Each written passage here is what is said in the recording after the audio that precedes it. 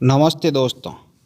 खम्मा गणी, आप कंपटीशन की तैयारी कर रहे हैं और इस कंपटीशन की तैयारी को और बढ़िया बनाने के लिए, इसी तैयारी में चार चांद लगाने के लिए हमारी टीम लेके आई है करंट अफेयर का खजाना, जिसमें उन चुनिंदा प्रश्नों और तथ्यों को शामिल किया गया है जिसकी परीक्षा में आने की 100% संभावना बनी रहती है। और लगभग जो एग्ज़ाम हो रहे हैं उनमें करंट अफेयर्स पूछा जा रहा है। उनमें से लगभग सवाल जो अंतर्राष्ट्रीय क्रोनोलॉजी का सार संग्रह है वहीं से घुमा फिरा के पूछे जा रहे हैं। तो आज अपन नवंबर 2020 के अंतर्राष्ट्रीय क्रोनोलॉजी के अंक का सार संग्रह है उसके बारे में डिस्कस करते हैं। शुरू करते हैं आज का वीडियो। केंद्रीय सतर्कता आयोग द्वारा 27 अक्टूबर से 2 नवंबर 2020 के दौरान मनाए जा रहे सतर्कता जागरूकता सप्ताह की थीम क्या थी? तो दोस्तों इसमें देखिए, जो सप्ताह मनाया जा रहा है उस सप्ताह का नाम है सतर्कता जागरूकता सप्ताह। इसकी थीम है सतर्क भारत समृद्ध भारत। ये किसके द्वारा मनाया जा रहा है? ये केंद्रीय सतर्कता आयोग द्वारा मनाया जा रहा है। ये सप्ताह कब से कब तक मनाया गया है? तो 27 अक्टूबर से 2 नवंबर के बीच। ठीक है, तो आपको क्या याद रखना है? एक याद रखना है सतर्क भारत समृद्ध भारत, दूसरा याद रखना है सतर्कता जागरूकता सप्ताह, तीसरा याद रखना है केंद्रीय सतर्कता आयोग, और चौथा याद रखना है ये सप्ताह कब से कब मनाया गया है। तो ये 2 महीनों का सप्ताह है, यानी अक्टूबर के लास्ट वीक और नवंबर का फर्स्ट वीक, यानी कुछ दिन अक्टूबर के हैं कुछ दिन नवंबर के हैं। तो ये आपको थोड़ा इम्पोर्टेंट है, इसको याद रखना है।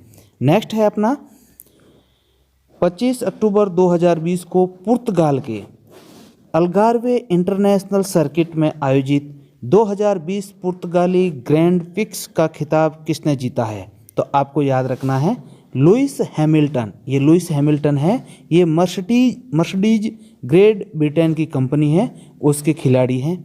इन्होंने कौन सा खिताब जीता है? तो 2020 का पुर्तगाली ग्रैंड प्रिक्स जीता है। ठीक है, ये कहाँ आयोजित हुआ था? पुर्तगाल में आयोजित हुआ था। पुर्तगाल में स्टेडियम का नाम वो है अल्गार्वे इंटरनेशनल सर्किट, जगह का नाम जहाँ ये इवेंट आयोजित हुआ था। नेक्स्ट है विश्व पोलियो दिवस प्रतिवर्ष 24 अक्टूबर को मनाया जाता है। विश्व स्वास्थ्य संगठन ने किस वर्ष भारत को पोलियो मुक्त राष्ट्र घोषित किया है? 2014 में, यानी 2014 में WHO ने भारत को पोलियो मुक्त घोषित कर दिया है। एक ये तथ्य याद रखना है। एक याद रखना है आपको 24 अक्टूबर। 24 अक्टूबर क्या है? विश्व पोलियो दिवस मनाया जाता है। तो विश्व पोलियो दिवस कब मनाया जाता है? 24 अक्टूबर को मनाया जाता है। भारत को कब पोलियो मुक्त घोषित किया? 2014 में। किसने किया? विश्व स्वास्थ्य संगठन ने। ये 4 तथ्य आपको इसमें से याद रखने हैं। एग्जाम में कहीं से किसी तरीके से घुमाकर पूछा जा सकता है, लेकिन जो ज़्यादा चर्चा में टॉपिक या इश्यू रहते हैं, प्रश्न घूम फिर के वहीं से बनता है।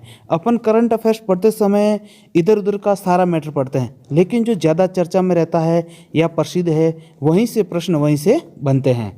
नेक्स्ट, सिंचाई के लिए दिन में विद्युत की आपूर्ति सुनिश्चित करने के लिए किस राज्य सरकार की किसान सूर्योदय योजना की शुरुआत प्रधानमंत्री नरेंद्र मोदी ने 24 अक्टूबर 2020 को की है? यानी गुजरात में। ठीक है, आपको गुजरात के साथ ही याद रखना है किसान सूर्योदय योजना। प्रश्न इस तरीके से आ सकता है कि किसान सूर्योदय योजना किस राज्य से संबंधित है? तो वो होगा अपना गुजरात। अब ये है किससे संबंधित? तो वो ये है कि दिन में विद्युत आपूर्ति के लिए है, यानी जो विद्युत आपूर्ति तो होती है लेकिन वो भी किसके लिए? किसानों के लिए, सिंचाई करने के लिए, किसानों के लिए दिन में बिजली पूर्ति करने के लिए गुजरात सरकार ने एक योजना चलाई। उस योजना का नाम क्या है? किसान सूर्योदय योजना। ठीक है, इसका उद्घाटन किसने किया? शुरुआत किसने की? नरेंद्र मोदी ने। कब की? 24 अक्टूबर 2020 को। तो 24 अक्टूबर पोलियो दिवस है, उसी दिन मोदी जी ये किसानों के लिए योजना लेके आ रहे हैं। नेक्स्ट, अक्टूबर 2020 में किस राज्य में आसन संरक्षण रिजर्व को रामसर कन्वेंशन के तहत अंतर्राष्ट्रीय महत्व की आर्द्र भूमि का दर्जा दिया गया? कहाँ है? उत्तराखंड, देहरादून में। तो ये आसन संरक्षण रिजर्व केंद्र कहाँ है? ये है देहरादून, उत्तराखंड में। अब इस रिजर्व सेंटर को क्या बना दिया, ये रामसर सेंटर। और ये चर्चा में क्यों है, क्योंकि इसको अंतर्राष्ट्रीय महत्व का रामसर सेंटर घोषित कर दिया है। नेक्स्ट, स्मार्टफोन और मेमोरी चिप के उत्पादन में विश्व की सबसे बड़ी कंपनी कौन सी है, याद रखना है, जिसके चेयरमैन ली कुन ही का 25 अक्टूबर 2020 को निधन हो गया। तो ये सैमसंग ग्रुप, जो अपना मोबाइल है सैमसंग वाला, वही ये सैमसंग की कंपनी है। और ये कहाँ की है, ये है साउथ कोरिया की। कहाँ की है, साउथ कोरिया की ये कंपनी है। ठीक है, तो इसका प्रश्न क्या है कि स्मार्टफोन और मेमोरी चिप के उत्पादन में विश्व की सबसे बड़ी कंपनी, कैसी, विश्व की सबसे बड़ी कंपनी कौन सी है, सैमसंग ग्रुप। ठीक है, ये हाल ही में चर्चा में क्यों रहा, क्योंकि इसके चेयरमैन ली कुन ही का 25 अक्टूबर 2020 को निधन हो गया, इसलिए ये जो कंपनी है वो चर्चा में रही है। और अभी कौन है इसका, ली जाए यंग, ली जाए यंग है वो अभी इनके सैमसंग ग्रुप के चेयरमैन है।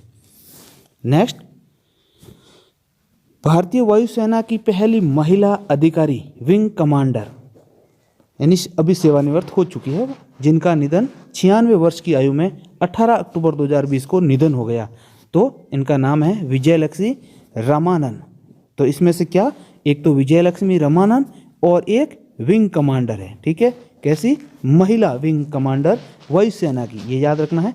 वायुसेना की पहली विंग कमांडर महिला कौन है, डॉक्टर विजयलक्ष्मी रमानन, जिसका वर्तमान में अभी हाल ही में 18 अक्टूबर 2020 को निधन हो गया।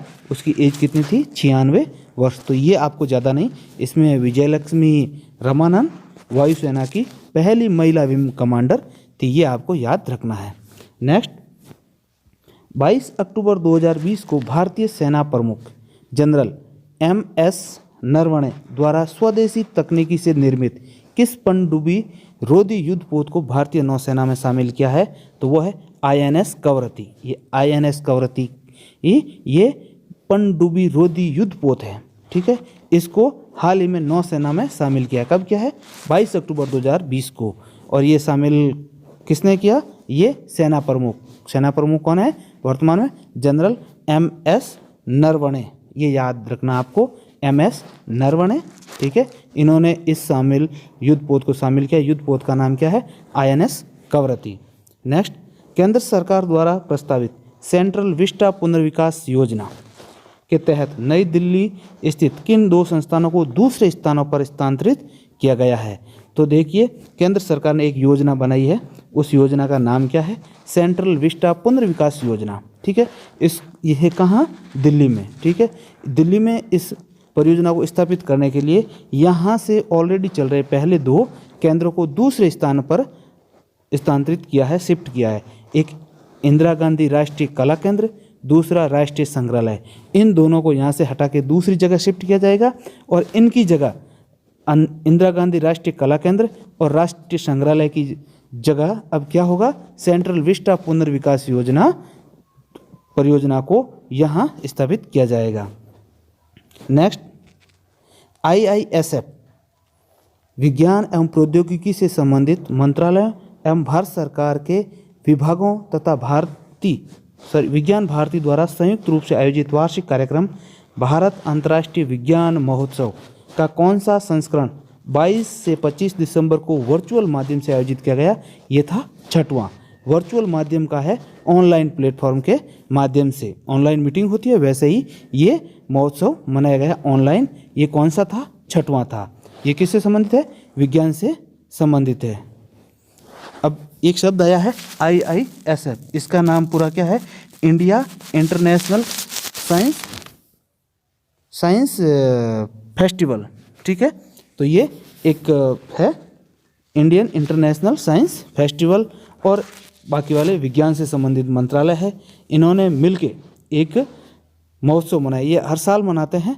वैसे ही इस साल का ये कौन सा महोत्सव था, ये 6वां महोत्सव था। नाम क्या है, भारत अंतर्राष्ट्रीय विज्ञान महोत्सव, ये आपको याद रखना है। नेक्स्ट है, 21 अक्टूबर 2020 को आज़ाद हिंद फौज सरकार के कौन से स्थापना दिवस का आयोजन किया गया, वो 77वां। ठीक है, आज़ाद हिंद फौज का गठन हुआ था, उसमें सरकार ने अभी उसके स्थापना दिवस का आयोजन किया था। वो कौन सा था? 77। कब? 21 अक्टूबर 2020 को। नेक्स्ट, 20 अक्टूबर 2020 को आयोजित तीसरे विश्व सांख्यिकी दिवस की थीम क्या थी? कौन सा? तीसरा विश्व सांख्यिकी दिवस। विश्व सांख्यिकी दिवस कब मनाया जाता है? 20 अक्टूबर को। 20 अक्टूबर को कौन सा दिवस? विश्व सांख्यिकी दिवस। अब जो 20 अक्टूबर 2020 को था, 20 अक्टूबर 2020 को 20-10-20 जो विश्व सांख्यिकी दिवस था, उसकी थीम क्या थी? तो इसकी थीम थी connecting the world with data we can trust. Connecting the world with data we can trust. ये क्या? ये एक थीम है। किसकी थीम है? ये थीम है विश्व सांख्यिकी दिवस की। ये कौन सा दिवस है? ये तीसरा। इन पहला, दूसरा और तीसरा, इससे पहले 2 मना चुके हैं। कब? 20 अक्टूबर को। नेक्स्ट, अंतर्राष्ट्रीय भारोत्तोलन महासंघ ने किसे अपना अंतरिम अध्यक्ष के नियुक्त करने की घोषणा अक्टूबर 2020 में की है? ये माइकल ईरानी। ठीक है, माइकल ईरानी किसके अध्यक्ष है? अंतर्राष्ट्रीय भारोत्तोलन महासंघ के अध्यक्ष कौन है? माइकल ईरानी। नेक्स्ट, 19 अक्टूबर 2020 को राष्ट्रीय सलाहकार विकास निगम ने सहकारी समितियों द्वारा देश में स्वास्थ्य सेवा के बुनियादी ढांचे के निर्माण में महत्वपूर्ण भूमिका निभाने के लिए किस योजना की शुरुआत की है? आयुष्मान सहकार योजना। नाम क्या है? आयुष्मान सहकार योजना। ये शुरुआत किसने की है? सहकारी विकास निगम में। किस क्षेत्र के संबंधित है? स्वास्थ्य सेवा के बुनियादी ढांचे के निर्माण के लिए है। नेक्स्ट,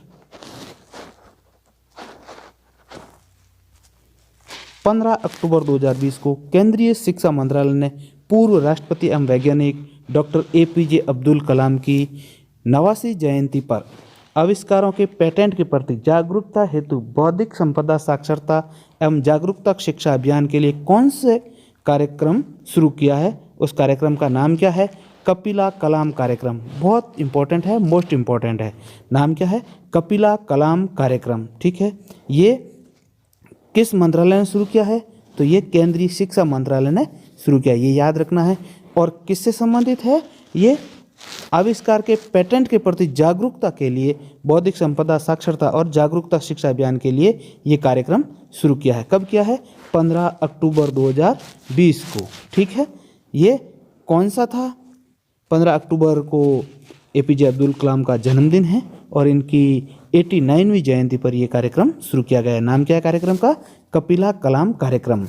नेक्स्ट, 18 अक्टूबर 2020 को अरब सागर में ब्रह्मोस सुपरसोनिक क्रूज मिसाइल के नौसैनिक संस्करण का सफल परीक्षण नौसेना के किस जंगी जहाज से किया गया? INS चेन्नई। INS चेन्नई क्या है? एक ये जहाज है, युद्धपोत है। किसका है? ये नौसैनिक संस्करण है। ठीक है, अब क्या हुआ? इस पे ब्रह्मोस मिसाइल का परीक्षण किया गया था। नेक्स्ट, अक्टूबर 2020 के उत्तरार्ध में भारतीय नौसेना और श्रीलंका नौसेना के मध्य संयुक्त वार्षिक द्विपक्षीय समुद्री अभ्यास श्रीलंका के त्रिमोली में आयोजित किया गया। इस अभ्यास का नाम क्या था? स्लिनेक्स 20 स्लिनेक्स 20 है। ये स्लिनेक्स क्या है? तो ये जो युद्ध अभ्यास हो रहे हैं वो लगभग दोनों देशों के नाम मिला के ही बनाए जा रहे हैं। स्लिनेक्स। ठीक है, स्लिनेक्स का यहाँ मतलब क्या हुआ?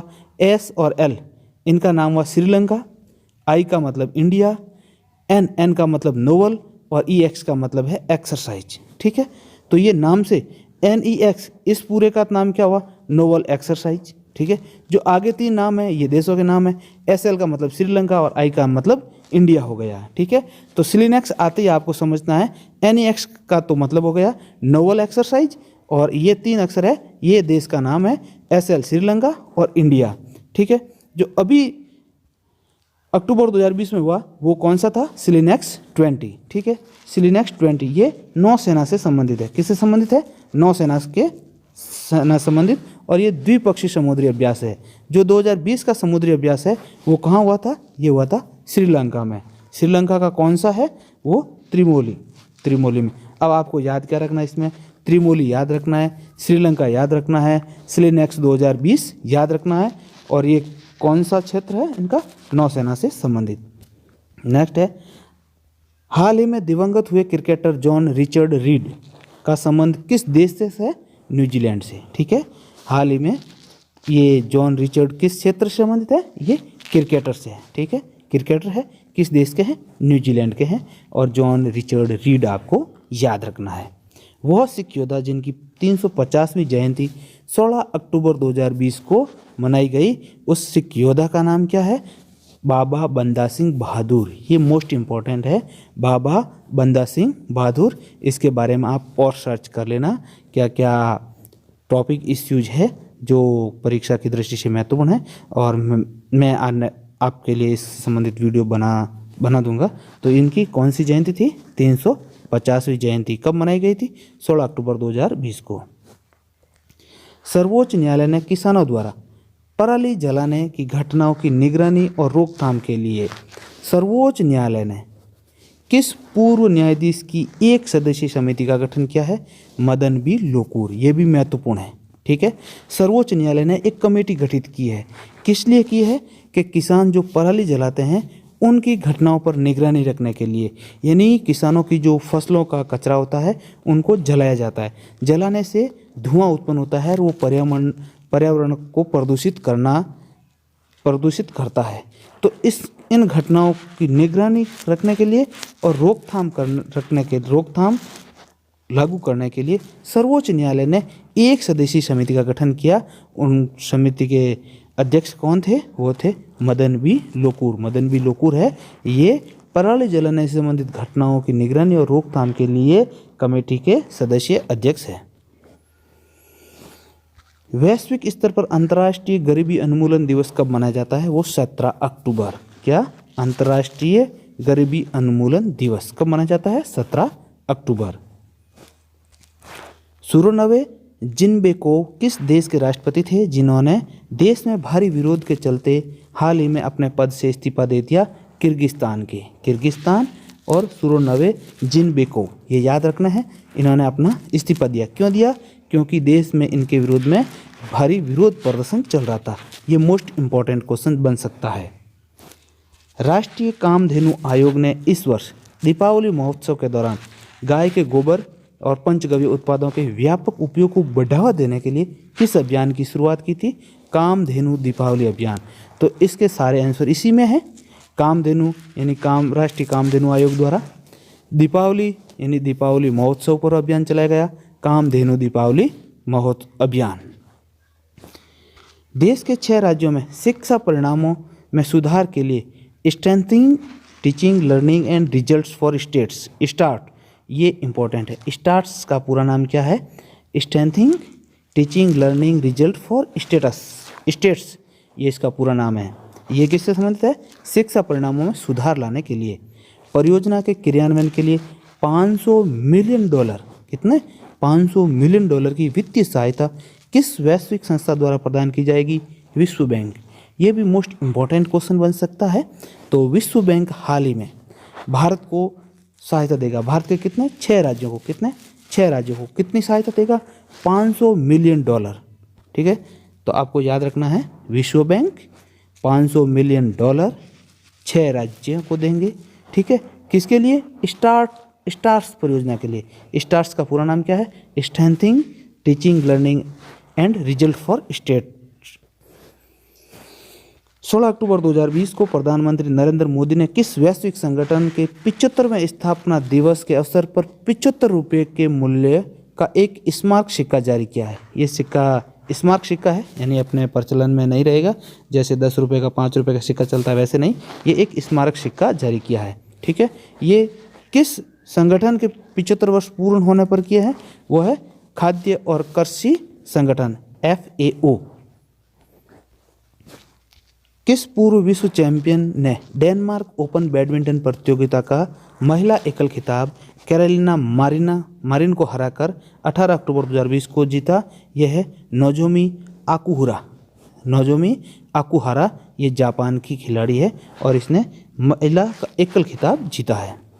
नेक्स्ट, 9 अक्टूबर 2020 को विश्व डाक दिवस के अवसर पर भारतीय डाक विभाग द्वारा राष्ट्रीय डाक सप्ताह कब मनाया गया? ठीक है, 9 अक्टूबर को विश्व डाक दिवस मनाया जाता है और इस वर्ष भारत द्वारा मनाया गया 9 अक्टूबर को डाक दिवस, विश्व डाक दिवस। इस वर्ष जो भारतीय डाक विभाग द्वारा राष्ट्रीय सप्ताह मनाया गया, वो कब है? 9 से 15 अक्टूबर 2020 को मनाया गया। क्या मनाया गया था? राष्ट्रीय डाक सप्ताह। कब? विश्व डाक दिवस के अवसर पर। अक्टूबर 2020 में भारतीय नौसेना ने भारतीय तटरक्षक बल के साथ किस नाम से 2 दिवसीय तटीय सुरक्षा अभ्यास किया? वह है सुरक्षा कवच। ठीक है, भारतीय नौसेना किस किसने किया था? ये एक तो है भारतीय नौसेना और दूसरा तटरक्षक बल, इन दोनों ने मिलकर एक संयुक्त युद्ध अभ्यास किया था, उसका नाम क्या है? सुरक्षा कवच। नेक्स्ट 8 अक्टूबर 2020 को, ये कितना है? 8 अक्टूबर 2020 को युवाओं के स्वरोजगार को बढ़ावा देने के साथ ही हरित ऊर्जा के उत्पादन को भी बढ़ावा देने के उद्देश्य से किस राज्य के मुख्यमंत्री ने मुख्यमंत्री सौर स्वरोजगार योजना शुरू की गई? उत्तराखंड। मोस्ट इंपॉर्टेंट क्वेश्चन है, आपको याद क्या रखना है? एक तो उत्तराखंड याद रखना है, एक मुख्यमंत्री सौर स्वरोजगार योजना याद रखना है। ठीक है, कब? 8 अक्टूबर 2020 को। अब इसमें क्या है? 2 चीज़ें हैं, एक स्वरोजगार और एक हरित ऊर्जा। इन दोनों को बढ़ावा देने के लिए उत्तराखंड की सरकार ने एक योजना शुरू की, उस योजना का नाम क्या है? मुख्यमंत्री सौर स्वरोजगार योजना। कब शुरुआत की है? 8 अक्टूबर 2020 को की है। ओके, थैंक्स दोस्तों, आज के लिए इतना ही। बस नेक्स्ट वीडियो के लिए तैयार रहिए अपने यूट्यूब प्लेटफॉर्म पर। थैंक यू, धन्यवाद।